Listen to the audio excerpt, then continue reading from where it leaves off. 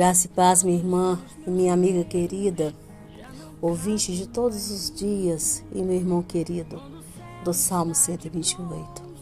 Eu louvo ao Senhor pela tua vida e louvo ao Senhor pela minha vida e pela vida de todos os intercessores, as intercessoras desse ministério, e agradeço ao Senhor pela vida de todos os nossos familiares, em nome do Senhor Jesus.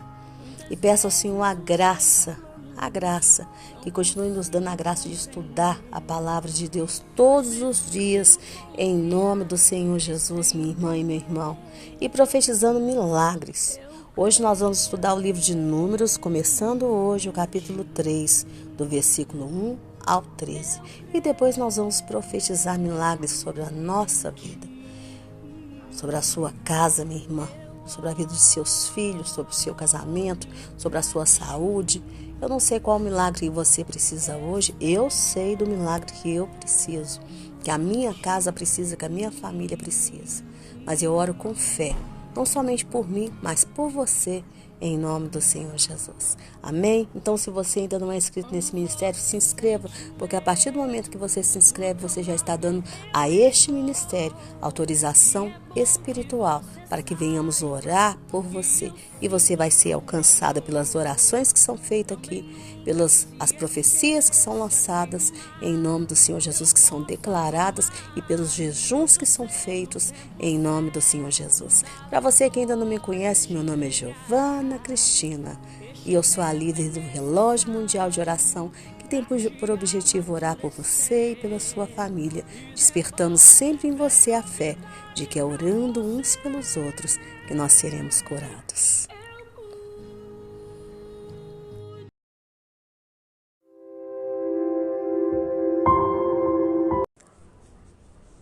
Então observe que aqui no capítulo 3 do livro de Números, nós então vamos estudar sobre o ofício dos levitas, tá? E sobre a contagem, ou melhor, sobre o censo dos levitas e dos primogênitos de Israel, pois eles não foram contados como parte do exército de Israel. As tribos, sim, faziam parte do exército de Israel, mas os levitas faziam parte de outro exército, que era o exército espiritual de Deus. Tá? E veja que o versículo do capítulo 3 começa dizendo: essas são as gerações de Arão e de Moisés, no dia em que o Senhor falou com Moisés no monte Sinai. Só acontece que no versículo 2 são mencionados o nome dos filhos de Arão. Então por que isso está escrito ali? Por quê? Está falando que essas são as gerações dos filhos de Moisés, dos filhos de Arão, mas depois vem só o nome dos filhos de Arão. Por quê? Tudo na vida, eu já falei assim, que tudo na vida tem uma razão. E tudo também na Torá tem um porquê. Entendeu? Às vezes deixamos de explicar porque não entendemos o porquê. Mas quando ficamos sabendo, temos que realmente passar essa informação. E eu sou assim, quando eu fico sabendo o porquê, eu gosto de trazer essa informação para vocês, tá?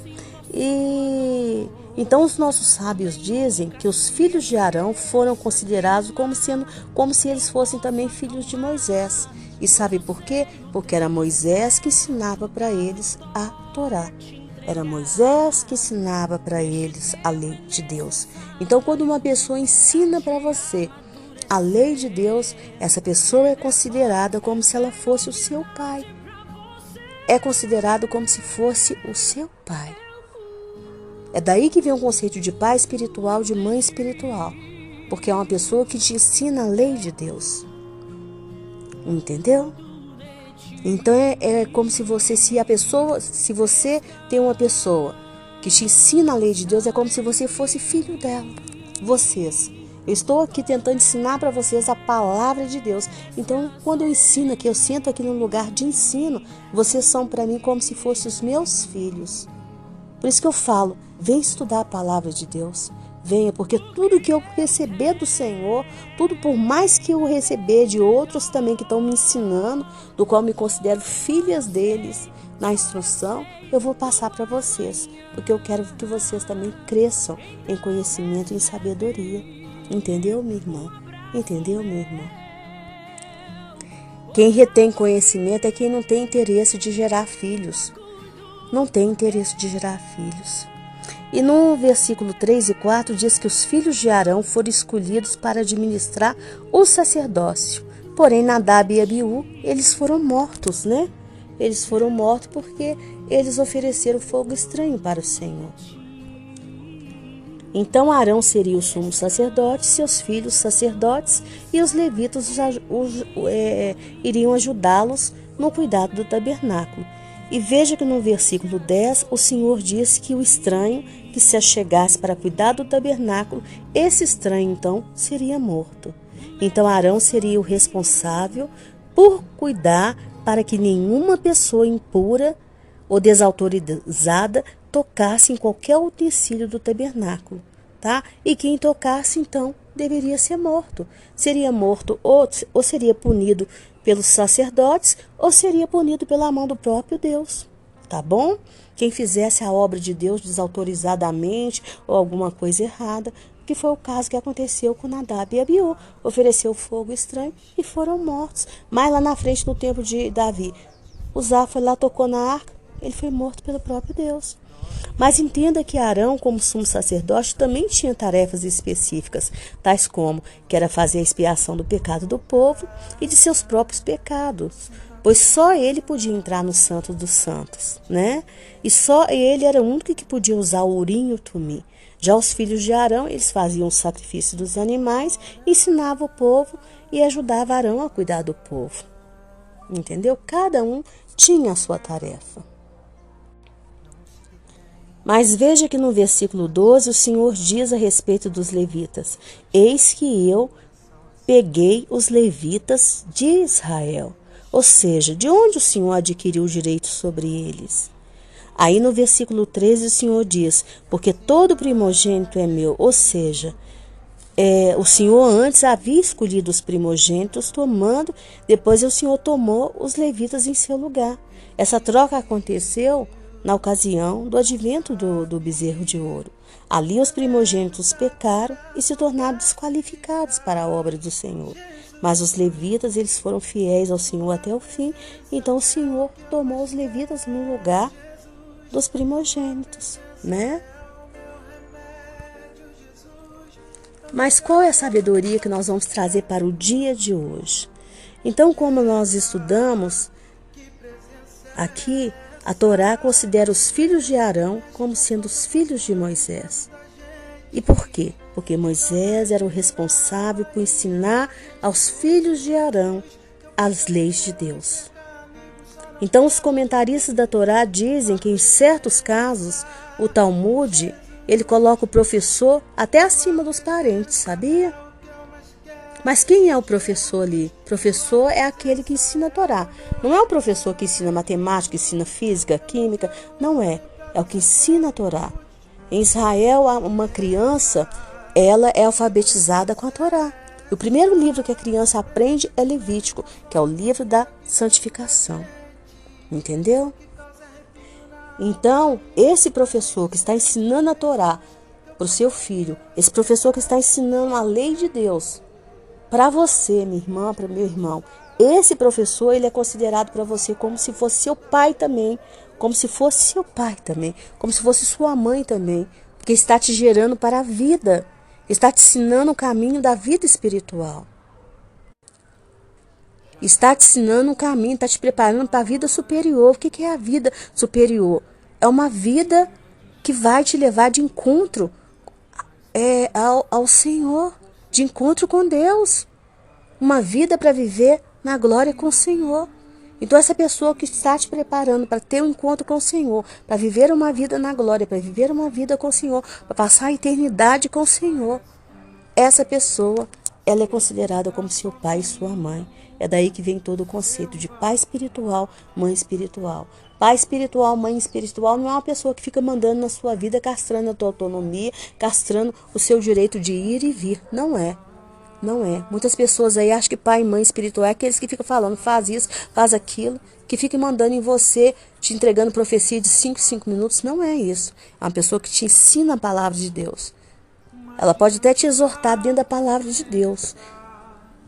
Mas essa pessoa tem que te levar ao crescimento e falar, olha, eu não quero que você peque nisso aqui, você está pecando nisso aqui. Porque se você for por esse caminho, você vai, é o caminho da morte, você vai para a morte. Você tem que ir para o caminho da salvação, para o caminho da vida eterna. É isso que é ser pai e mãe espiritual, te conduzir para o caminho da vida eterna. Não é mandar nas suas escolhas, não é interferir na sua vida, não é. Tem pessoas que se confundem e tem pessoas também que ficam chamando a gente de pai e mãe espiritual, confundindo o papel. Não é isso, é te ensinar a palavra, é te mostrar o tempo todo onde você está falhando dentro da palavra, mas saber que é você que escolhe para onde você quer ir. Para onde você quer ir. É às vezes te mostrar mesmo aonde Jesus está na sua vida. Olha, Jesus não está sendo o primeiro da sua vida. Irmã, tudo que a gente tem que fazer é colocar o Senhor, a prioridade da gente tem que ser Jesus em primeiro lugar. Se Jesus estiver em segundo, a sua vida, você não está caminhando para uma vida superior. Você não está caminhando para a eternidade. Se Jesus for o terceiro, você não está caminhando para a eternidade. Você me desculpe, por mais que você goste de Jesus, nós temos que amar o Senhor sobre todas as coisas. Jesus não quer ser seu colega. Jesus tem que ser o seu Senhor, seu Salvador, o único na sua vida, o seu amor. Ele não quer ser seu coleguinha. Ele não quer. Entendeu? Ele não quer ser o segundo, ele tem que ser o primeiro. Foi para isso que ele deu a vida por você. Porque quando ele estava dando a vida por cada um de nós, por mim e por você, ele não pensou nele. Entendeu? Então, essa pessoa que está te ensinando a palavra, ele tem que te ensinar isso, a colocar o Senhor em primeiro lugar sempre. O Senhor está em primeiro lugar sempre, então já sabe que você está no caminho certo. Isso que você está fazendo é para a glória de Deus, então você está no caminho certo. Porque se não for, você está no caminho errado. Amém? Então vamos orar em nome do Senhor Jesus. E vamos profetizar milagres. Deus querido, Deus de amor, Deus de bondade, Deus de fidelidade. Paizinho Santo, no nome santo de Jesus, Pai querido. Como igreja, Pai querido, eu te peço em nome do Senhor Jesus. Que o Senhor venha despertar essa pessoa, Pai, que está tão perdida, Pai querido. Hoje, no nosso estudo, nós falamos sobre orientação, Pai. Pai e mãe é aquele que orienta, Senhor. Pai e mãe é aqueles que não deixam cair. Pai e mãe é aqueles que sustentam, é aqueles que tiram da escuridão. Pai, em nome do Senhor Jesus, faz um milagre na vida dessa pessoa agora, Pai. Talvez essa mulher está andando por aí sem nenhum tipo de orientação. Ela precisa de uma direção do Senhor, ela não sabe qual caminho que ela deve tomar. Não sabe se vai para o norte, se vai para o sul, se compra, se vende, se assenta ou se levanta. Mas o Senhor é o Deus da direção. O Senhor, como Pai, é aquele que instrui, é aquele que guia por meio da tua palavra, mas às vezes a pessoa está com a mente tão obscurecida que ela não quer nem ouvir a tua palavra. Por isso eu te peço, Espírito Santo, faz um milagre para que essa pessoa ouça a tua voz, Espírito Santo, para que ela possa ouvir o Senhor direcionando, o Senhor apontando caminhos, em nome do Senhor Jesus.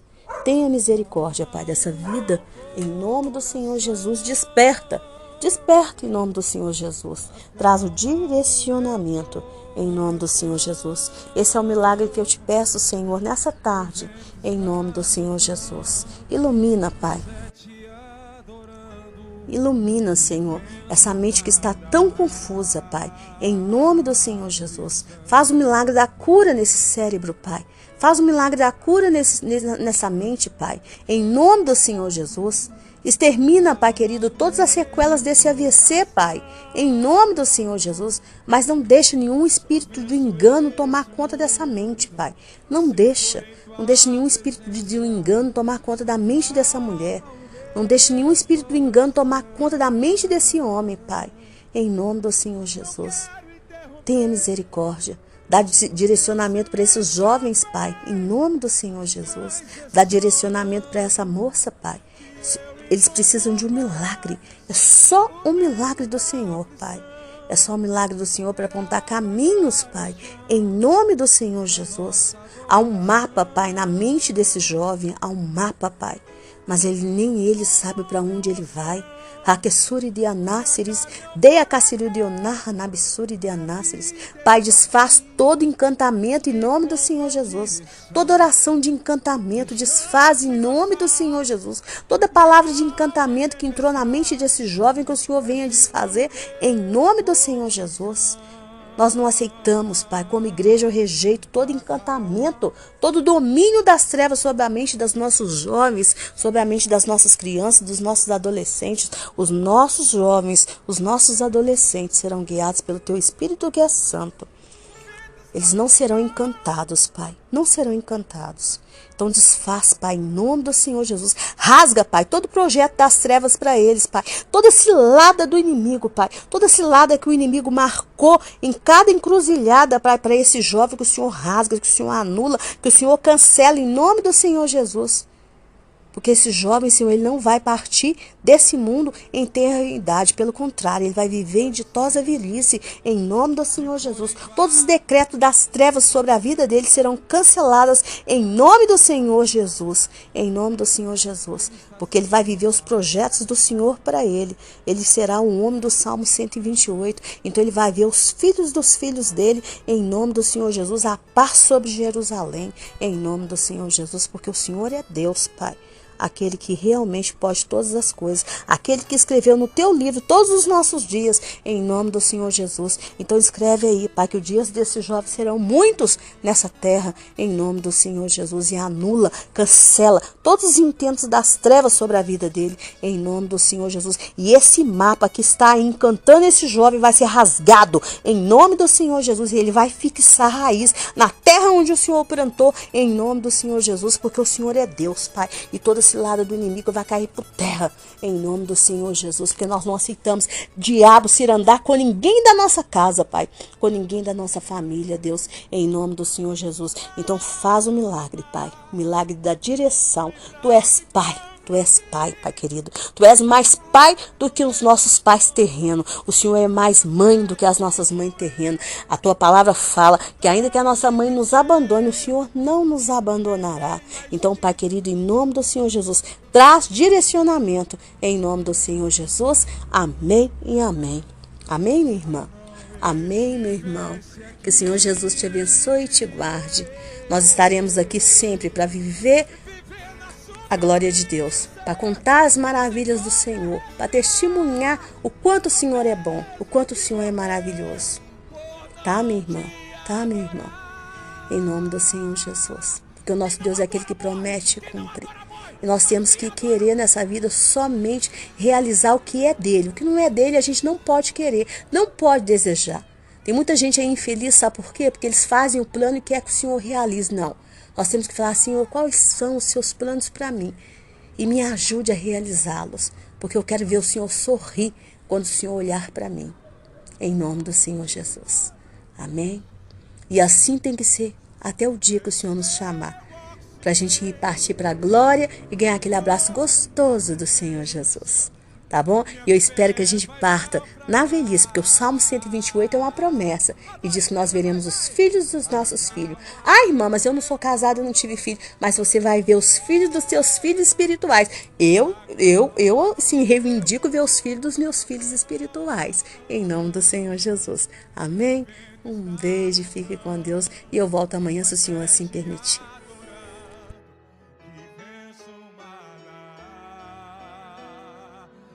Acalma, acalma, acalma. Acalma.